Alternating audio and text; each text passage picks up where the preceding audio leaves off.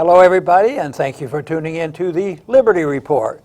With me today is Daniel McAdams, our co-host. Daniel, good to see you. How are you this morning, Dr. Paul? I'm doing very well. I understand our program's a little bit different today, that you're going to be asking me some questions. You're in the hot seat again, Dr. Paul. It's Ask Ron Paul, which we do occasionally, and we put it out on Twitter, and a lot of people have questions, and oftentimes it's just hard to sort down through all the good questions that people want to ask you. So if you're ready, I'm all set to go. I hope I have some good answers.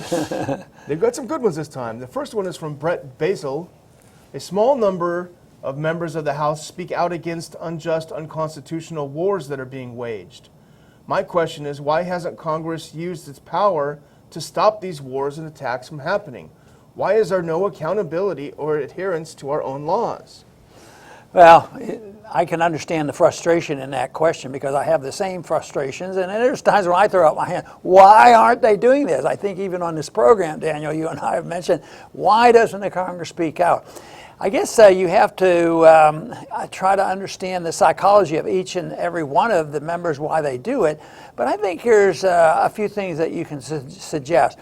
Because guess what? The people in Washington are politicians, and they reflect, what they perceive as a prevailing attitude, what the people are thinking. They are interested in staying in office, but why do they come down on the side of something that we think is so irrational and dangerous and expensive, and is not part of what the American system should be like? And yet I believe that the pressure is on the members to continue the process, because when I was there, we would get a handful, and there is pressure that you feel because you don't want to, I think it's a natural tendency not to be all alone out there standing up against them. So there's a tendency to want to blend in. But in a situation like that, there are times when you should stand up against the process. And the process has been for us to be involved in war. It isn't like it's just this Congress or just the Republicans or just the Democrats. It started really after World War II.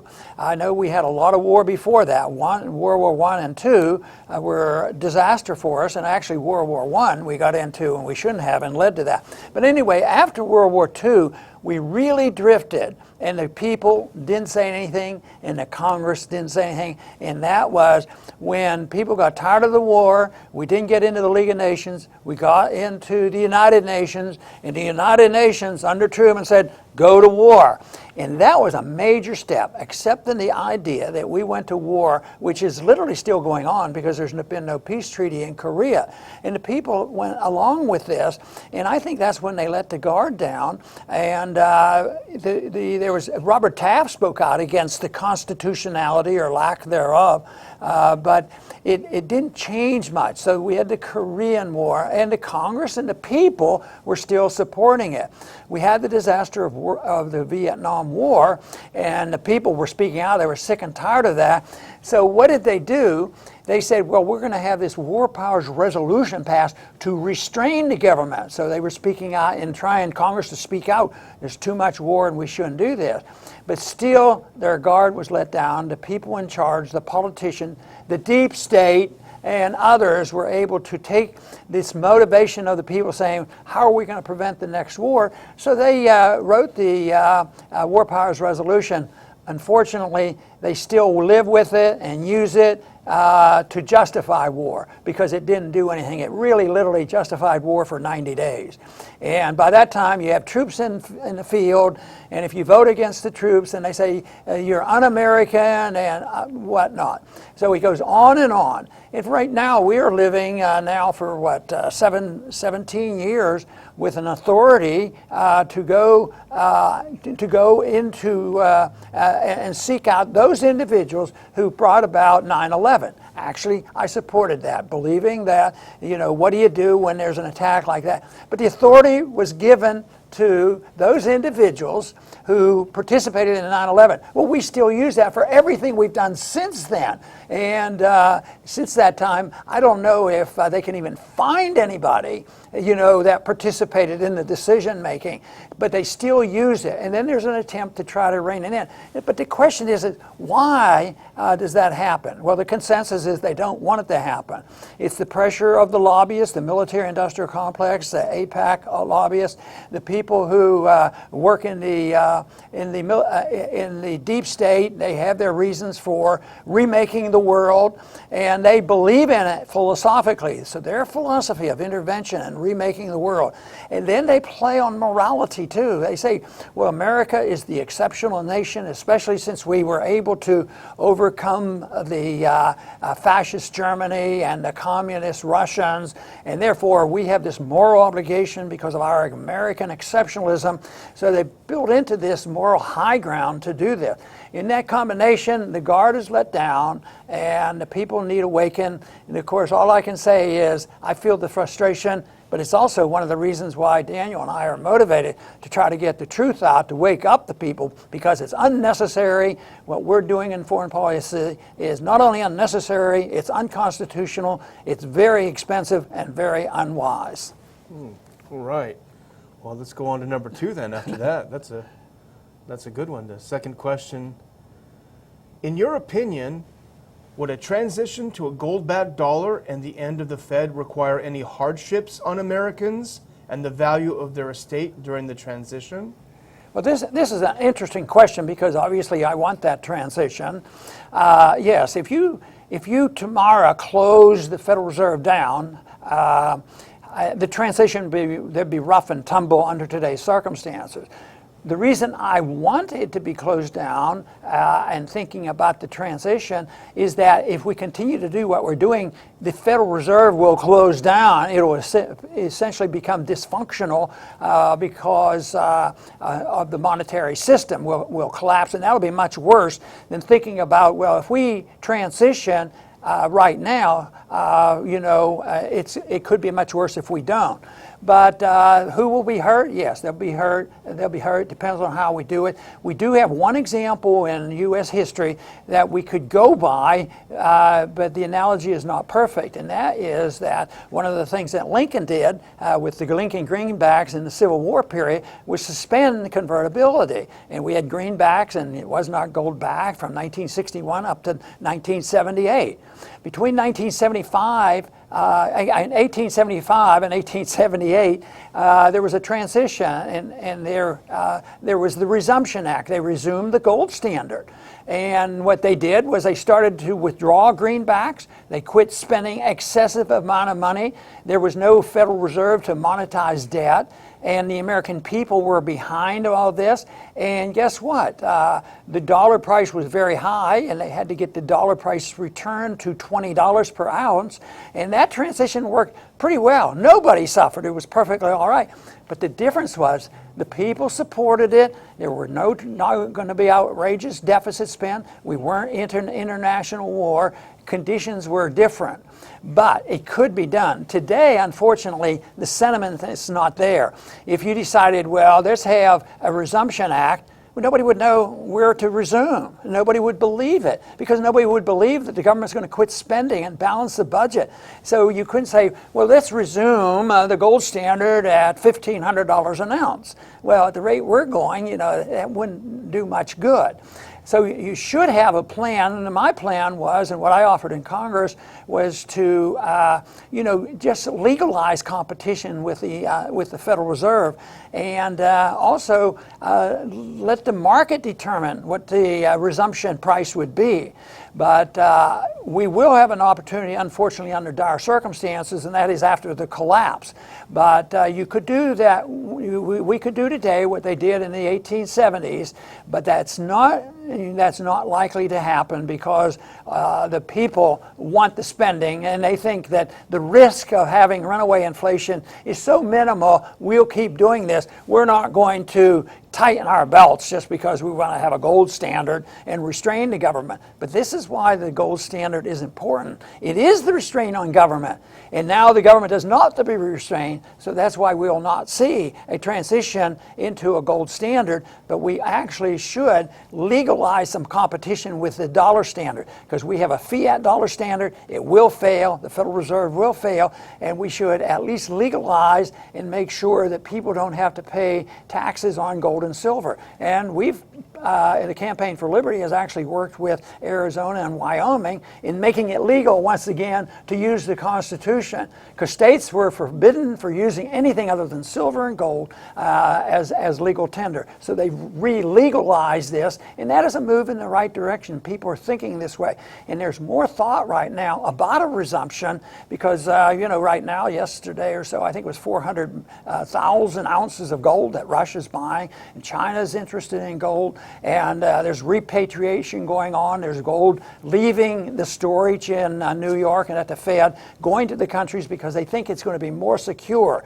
So there may be an effort here for a transition in a peaceful manner, but the special interests aren't too interested in that happening, because there's a lot of people who like this excessive spending, because this would curtail the military-industrial complex, it would curtail our wars, it would curtail the welfare state, and as soon as somebody would get hurt, then they would be complaining. If you did it radically, yes, some people would be hurt, but a lot of people that would be hurt deserve to be hurt, because they're in that top 1% making the hundreds of millions, if not billions of dollars because of the monetary system. So nothing will be smooth, but the most important thing is for people to understand the issue of monetary policy and why it is good for everybody and why it's worthwhile and why it's a benefit to do this gradually rather than waiting for a calamity. Under those circumstances, then you're talking about Zimbabwe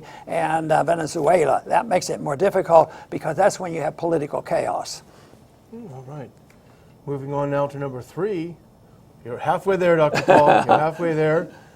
This is from Alex Bowman. Do you think Trump will win re-election after ordering the attacks on Syria?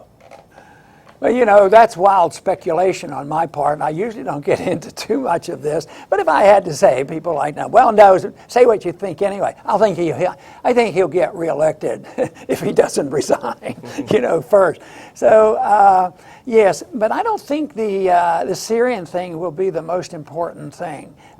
Too many people don't even know where Syria is. And yes, we talk about it, and people who are informed know that Syria is very, very important. All of the Middle East is very important, for the spending and for geopolitical reasons, for oil and all these things. But I think if he were up for re-election today, my guess is that he'd probably be re-elected. He would. But to project this out for 2.5 more years and try to say what would happen, I think a lot of people were surprised he was elected in the first place. But the reason I suggest that he could be re-elected, that on the surface right now, at least the reports come out that they're more positive, that people are employed more so. But I think that a lot of people like ourselves here at this channel is that we're concerned about real growth and debt, and those are the problems, because that will change things just immediately when it's evident that the debt can't be paid, and it can't. And the only way they can finance the debt is printing more money, and that leads eventually to the loss of confidence in the dollar. If that happens in the last year of the Trump term, and he's running for re-election, I think under those conditions he wouldn't be able to get re-elected. Under today's conditions, I believe he'd probably be able to pull it off again. Okay, one more to go. Last one. Number 4.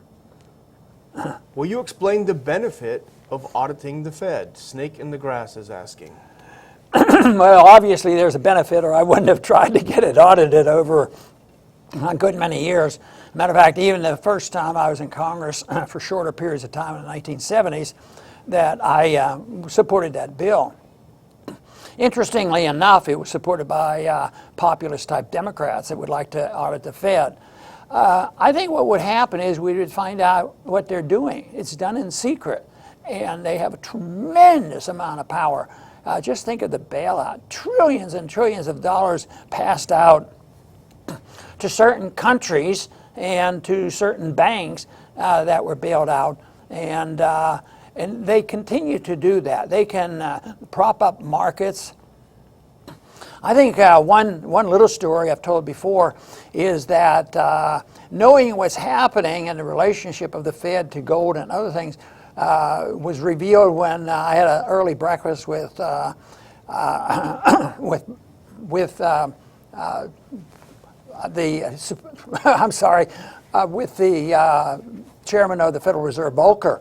He came in, and the first thing, it was in the midst of the crisis in 1979. What's the price of gold? What's the price of gold? So they deal with that.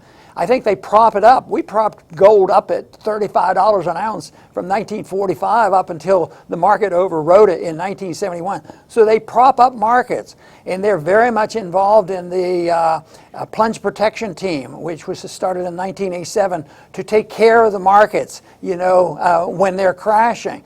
I think on days like we've witnessed here in the last few days, when you see the market down $400, $500, $600 and it reverses, I think they're very, very much involved. And that would be revealed. The one best reason for auditing the Fed is when you find out what's going on and the people know about that, it would lead to getting rid of the Federal Reserve, because that would tell us what they're really doing and who their special friends are. And that's the main reason they don't want an audit. The biggest argument they used, the loudest argument they made was, oh, then you would know exactly what we're doing internationally speaking. So they don't want us to know about that. Besides, how can you be more powerful than being able to control and manipulate the reserve currency of the world, benefiting one particular country over all others? And because we've been able to do that, we have this artificial benefit, and it's sort of ironic that we blame other countries for rigging their currencies and having currency controls when we're the biggest manipulator of currencies ever. But just finding out the truth about what the Fed is doing, we would learn more about who benefits, which bankers they are, which companies are, which countries benefit, what really happened in a downturn, what they would be doing, in the next downturn. It's revelation. It's knowing it's knowing what the government is doing that is so important. And that is one of the reasons why they voted for Audit the Fed. We had 2 or 3 votes in the House, and we got all the Republicans and a bunch of Democrats, to vote for this, saying that the people have a right to know about this. But as soon as it got moving along, maybe over to the Senate and different places, that's when the people who really support the Federal Reserve come down hard. But politically, we have advanced to the point where when there's a vote in the Congress, the majority of the people who are sending messages to the congressman sent the message that you ought to at least vote to let us know what the Fed is doing. That's very healthy, but we have to continue to do it. But the most important reason to audit the Fed is it would lead to getting rid of the Fed. And that is one of the goals that we've had for a long time. Well, Dr. Paul, you survived another grilling. Very good. Yeah, I'm sure the audience enjoyed it. Thank you, Daniel, and I want to thank our audience for joining us today with the Liberty Report, and please come back soon.